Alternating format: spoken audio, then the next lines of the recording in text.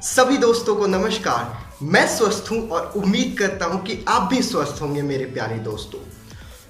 पिछले 2 दिनों से मेरे पास बहुत सारे कॉल्स और मैसेजेस आए और उन लोगों का ये कहना था कि नीरज एग्जैक्टली ये चल क्या रहा है, मतलब ये कृषि बिल है क्या और ये कौन सा बिल है जिसका कुछ लोग फेवर में है, कुछ लोग इसको अपोज कर रहे हैं, गवर्नमेंट कुछ और कह रही है, ऑपोजिशन कुछ और कहता है और फार्मर्स कुछ और कह रहे हैं।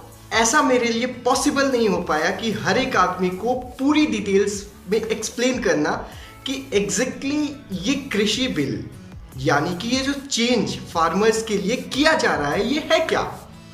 मैंने सोचा कि क्यों ना इसे एक वीडियो के माध्यम से रखा जाए, तो इसी की एक छोटी सी कोशिश है।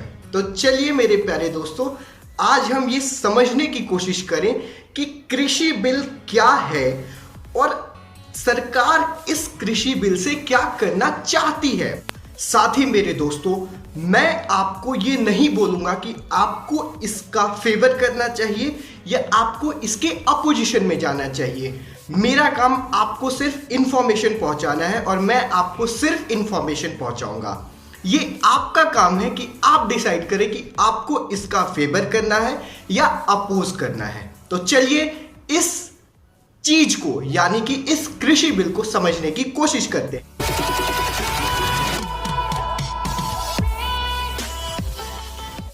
दोस्तों, सरकार किसानों के लिए 3 बिल लेके आई है जिसमें किसानों के बुनियादी सुविधाएं और किसानों की आय दुगनी करने की कोशिश की जा रही है सरकार की तरफ से। जिसमें से पहला बिल जो है उसका नाम है farmer produce trade and commerce bill. दूसरे बिल का नाम है farmer agreement of price assurance and farm service bill और तीसरे बिल का नाम है एसेंशियल कमोडिटी बिल। तो चलिए एक एक करके इन तीनों बिल को समझने की कोशिश करते हैं और यह भी समझने की कोशिश करेंगे कि क्यों राज्य सरकारें इन बिल्स का विरोध कर रही हैं। सबसे पहले हम पहले बिल से शुरुआत करते हैं जिसका नाम है farmer produce trade and commerce bill. मेरे दोस्तों, यह बिल कहता है कि किसान अपने अनाज यानी कि किसान ने जो भी फसल पैदा की है वो उस फसल को जिस मंडी में चाहे उस मंडी में बेच सकता है। इसका मतलब आप कहेंगे कि क्या पहले नहीं बेच सकता था? मैंने बोला नहीं, पहले किसान उसी मंडी में अपना अनाज बेच सकता था जो मंडी उसके आसपास सबसे नजदीक है। यानी कि मान लीजिए थोड़ी देर के लिए कि मैं एक किसान हूं और मैं दिल्ली में रहता हूं, ठीक है, मैं दिल्ली में रहता हूं और मैंने दिल्ली में अपनी फसलों को उगाया, लेकिन पहले रूल्स के मुताबिक मैं अपने अनाज को अपने नियरेस्ट मंडी में ही बेच सकता हूं। अगर मैं चाहूं तो भी मैं अपनी अनाज को नोएडा में या फिर गुड़गांव में नहीं बेच सकता। दूसरी बात, तो इसका मतलब यह है कि अब इस रूल के आने के बाद आप जहां मर्जी वहां सामान बेच सकते हैं। मैंने बोला हाँ, बिल्कुल सही, आप इस रूल के आने के बाद आपकी मर्जी, जहां पर आप जहां चाहे वहां पर अपना सामान बेच सकते हैं। अगर मैं चाहूं तो मैं अपना सामान नोएडा में बेचूं, अगर मैं चाहूं तो मैं अपना सामान गाजियाबाद में बेचूं, अगर मैं चाहूं तो मैं अपना सामान गुड़गांव में बेचूं और मैं चाहूं तो अपना सामान कहीं भी बेचूं, मेरी मर्जी रहेगी। इसमें सरकार दखल नहीं दे सकती। अब आप लोग ये पूछेंगे कि पहले क्या होता था, तो मैं बताऊंगा आपको कि पहले ये होता था कि आपको अपनी पास की मंडी में बेचना है और सरकार उस फसल का एक मूल्य यानी कि एक प्राइस डिसाइड कर देती थी कि मान लीजिए किसी भी आलू की एक बोरी है तो ये बोली 2000 रुपए पर बोरी बिकेगी, ठीक है। लेकिन अगर मान लेते हैं कि वही बोरी आलू की नोएडा में 3000 की बिक रही है, तो मैं चाह के भी अपने सामान को नोएडा में नहीं बेच सकता था। ये मेरी मजबूरी थी कि मुझे अपने सामान को दिल्ली में ही बेचना पड़ेगा। इसका एग्जाम्पल बहुत दिल्ली के तो लोगों ने हर जगह देखा है कि दिल्ली में जो किसान है वो बड़ी बड़ी ट्रकों में अपने सामान को भर के और मेट्रो स्टेशन के आसपास ट्रक लगा के इंडिविजुअली बेचते हैं, क्योंकि उन्हें उनके प्रोडक्ट्स का सही प्राइस उनकी जगह पर या फिर उनकी मंडी में नहीं मिल पाता। सो वो इंडिविजुअली एज अ सेलर आके बेचते हैं, जिससे उनका बहुत सारा टाइम बर्बाद होता है। सो आप पूछेंगे सर ऐसा अलाउ है क्या? तो मैंने बोला नहीं, ऐसा अलाउ नहीं है। उन्हें पकड़ने पे पुलिस उनसे फाइन भी लेती है और पुलिस क्या करती है वो आप समझते ही हैं। ओके, अब आप मुझसे ये बोलेंगे कि सर सही है ना कि दिल्ली में अगर 2000 रुपये आपको मिल रहे हैं तो नोएडा में 3000 तो मिल रहा है, लेकिन आपको ट्रांसपोर्टेशन कॉस्ट भी तो पड़ रहा है। तो मैं आपकी बात से एग्री करता हूं कि जी हाँ, बिल्कुल मेरा ट्रांसपोर्टेशन कॉस्ट भी लग रहा है, तो ये मेरे लिए बहुत ही अच्छा होगा कि मैं दिल्ली में ही अपना सामान बेच दूं। तो सरकार कहती है कि नहीं, हम आपके लिए एक और अरेंजमेंट करते हैं। हम एक ई प्लेटफॉर्म लाते हैं जहां पर आप अपना सामान अपनी मर्जी से बेच पाएंगे। आपको कुछ नहीं करना, आपको जस्ट सेलेक्ट करना है कि आप किस मंडी में अपना सामान बेचना चाहते हैं, और ये मंडी वाले की रिस्पॉन्सिबिलिटी है कि वो आपके यहां से सामान आकर पिक करेगा और लेके जाएगा, यानी कि ट्रांसपोर्टेशन कॉस्ट आपको नहीं देना। ये एक बहुत बड़ी बात है जो यहां पर सरकार ने करने की कोशिश की है, जिसको हम सबको अप्रिशिएट करना चाहिए, जैसा कि मुझे लगता है। ओके, तो चलिए अब इसे और आगे समझते हैं। चलिए अब हम दूसरे बिल को समझने की कोशिश करते हैं। दूसरा बिल, जिसका नाम है farmer agreement of price assurance and farm service bill. ये बिल दो बहुत ही बेहतरीन बात कहता है। पहली बात, ये बिल ये कहता है कि एमएसपी जो है वो नहीं हटाई जा रही है। जो हमारे प्रधानमंत्री मोदी जी ने भी ये ट्वीट करके बोला है कि एमएसपी को हटाया नहीं जा रहा है। तो अब आप ये बोलेंगे कि भाई ये एमएसपी होता क्या है? तो एमएसपी का मतलब होता है मिनिमम सपोर्ट प्राइस। अब ये मिनिमम सपोर्ट प्राइस क्या होता है? मिनिमम सपोर्ट प्राइस का मतलब ये होता है कि मान लीजिए, थोड़ी देर के लिए ये मान लेते हैं कि इस बार बहुत ही ज्यादा अमाउंट में आलू उगा दिया गया, मतलब किसानों ने बहुत ही बम्पर पैदावार कर दी आलू की। तो उस केस में आपको भी पता है ये बात कि आलू का जो प्राइस है वो गिर जाएगा। इसका मतलब किसानों को तो नुकसान हो गया, लेकिन इसे नुकसान से बचाने के लिए सरकार ने मिनिमम सपोर्ट प्राइस स्कीम रखी है। इसका मतलब सरकार किसानों को ये अगर प्राइस कम हो जाता है तो एक मिनिमम प्राइस देगी। कहने का क्या मतलब है? कहने का मतलब ये है कि अगर मान लेते हैं कि उसी आलू के एक कट्टे का जो प्राइस था वो 2000 था और प्राइस गिरने के कारण वो 1200 रुपए हो जाता है, और सरकार उसका 2000 एमएसपी रखती है, तो जो बाकी के बचे 800 रुपए हैं वो सरकार उन्हें देगी। इसे कहते हैं एमएसपी, जो पहले भी था और अब भी रहेगा। इसका मतलब ये कुछ नया नहीं है।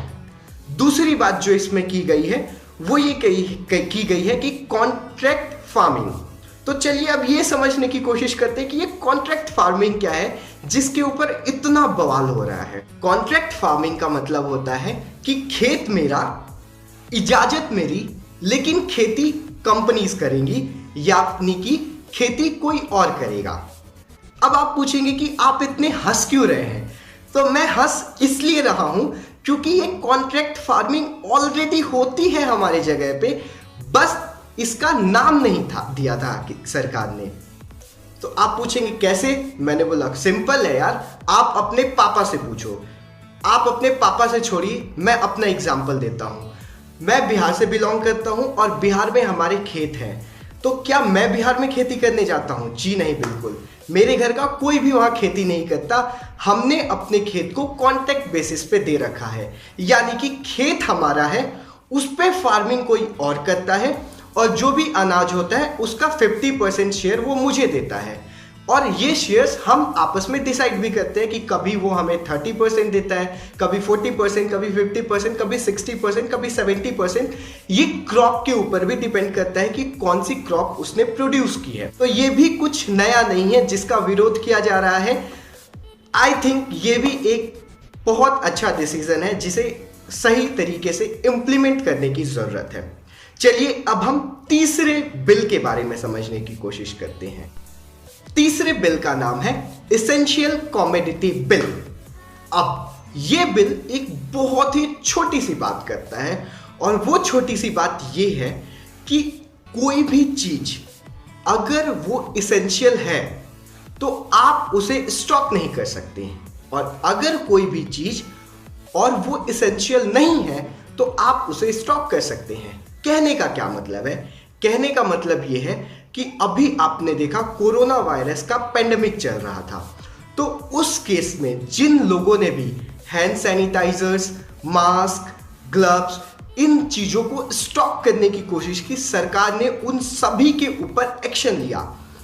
मतलब यह है कि आप उन चीजों को तो स्टॉक कभी नहीं कर सकते जो कि लोगों के लिए बहुत ज्यादा जरूरी है। अगर मान लेते हैं कि इस बार देश में आलू कम पैदा हुए हैं, तो सरकार क्या करेगी? आलू को एसेंशियल कमोडिटी में डाल देगी। इसका मतलब कोई भी आलू को स्टॉक नहीं कर सकता, यानी कि आलू इजीली मार्केट में पहुंचेगा और उसका प्राइस नहीं बढ़ेगा। तो आई थिंक ये भी एक बहुत अच्छा स्टेप है जो लिया गया है सेंट्रल गवर्नमेंट के थ्रू। आप मुझसे ये पूछेंगे कि एक बात बताओ नीरज, ये लॉ जो है, यानी कि ये जो बिल पेश किया गया है, ये तो फार्मर्स के लिए पेश किया गया। मैंने बोला हाँ, तो इसका विरोध राज्य सरकारें क्यों कर रही हैं, और स्पेशली कुछ ही सरकारें क्यों कर रही है, जैसे कि पंजाब हो गया, आपका पंजाब हो गया, वेस्ट बंगाल, और भी एक दो सरकारें क्यों कर रही हैं? तो मैंने बोला इसके पीछे भी एक रीजन है। अब आप ये रीजन समझिए, क्योंकि ये बहुत इंपॉर्टेंट रीजन है। ये रीजन ये है कि आप मुझसे ये बताइए कि मंडी किसकी है? मंडी सरकार की है, यानी कि राज्य सरकार की है। तो मंडी में राज्य सरकार जो है वो मंडी शुल्क किसानों से लेती है। समझ में आया? राज्य सरकार किसानों से मंडी शुल्क लेती है, यानी कि टैक्स लेती है भाई। राज्य सरकार किसानों से टैक्स लेती है सामान बेचने के मार्केट में, और अगर किसान सामान को ऑनलाइन बेचेगा तो वो मंडी जाएगा ही नहीं, और अगर वो मंडी नहीं जाएगा तो राज्य सरकार के पास पैसा नहीं आएगा। तो क्यों ना वो विरोध करे इस बिल का? समझ में आ रहा है? तो ये बहुत ही बेहतरीन रीजन है कि क्यों सरकारें विरोध कर रही हैं इस बिल का। चलिए अब और समझने की कोशिश करते हैं कि और क्यों विरोध किया जा रहा है। दूसरा विरोध ये कह के किया जा रहा है कि भाई इससे मार्केट डिस्ट्रॉय हो जाएगा, क्योंकि किसान अपने बगल के मार्केट में सामान बेचने नहीं जाएगा, किसान किसी और मार्केट में ऑनलाइन सामान बेच देगा, तो बगल के मार्केट तो डिस्ट्रॉय हो जाएंगे ना। तो ये एक इलॉजिकल बात है। मार्केट डिस्ट्रॉय कैसे हो सकता है? वो मार्केट में कोई और किसान अपना सामान बेच सकता है। तो आई थिंक ये एक इलॉजिकल बात है। दूसरी बात, वो ये कह रहे हैं कि भाई वो किसान जो पढ़ा लिखा नहीं है, जिसको ऑनलाइन की नॉलेज नहीं है, तो वो कैसे सामान बेचेगा? तो भाई इंडिया में जितने लोग हैं उससे ज़्यादा तो स्मार्टफोन्स हैं। दूसरी बात, अगर सरकार ऐसी स्कीम्स बनाती है तो सरकार की रिस्पॉन्सिबिलिटी है कि वो लोगों को ट्रेंड करे, तो सरकार वो करेगी। हमें देखना पड़ेगा, टाइम का वेट करना पड़ेगा कि सरकार कैसे करेगी, और अगर सरकार ऐसा नहीं करेगी तो लोग उन्हें कहेंगे, जिसके कारण सरकार को ये करना पड़ेगा। तो आई थिंक कि सबको इसका स्वागत करना चाहिए, इवन दैट अपोज करने के, जो मेरा पर्सनल व्यू है। मेरे दोस्तों, ये मैंने अपनी तरफ से आपको कृषि बिल को समझाने की कोशिश की है। मैं उम्मीद करता हूं कि आपको ये पूरी बात समझ में आई होगी। मैं एक और बात आपसे ये कहना चाहता हूं कि देश में ऑलरेडी बहुत सारी नेगेटिविटी चल रही है, सो कोशिश कीजिए कि आप अपने आप को उन नेगेटिविटी से दूर रखें और महिलाओं का सम्मान करें, और ये एश्योर करें कि अगर कोई भी लेडीज आपके साथ है तो वो अपने आप को सुरक्षित महसूस करें। बस इसी थॉट के साथ आज की मैं अपनी बात को यहीं ख़त्म करता हूँ। आपका बहुत बहुत धन्यवाद। नमस्कार।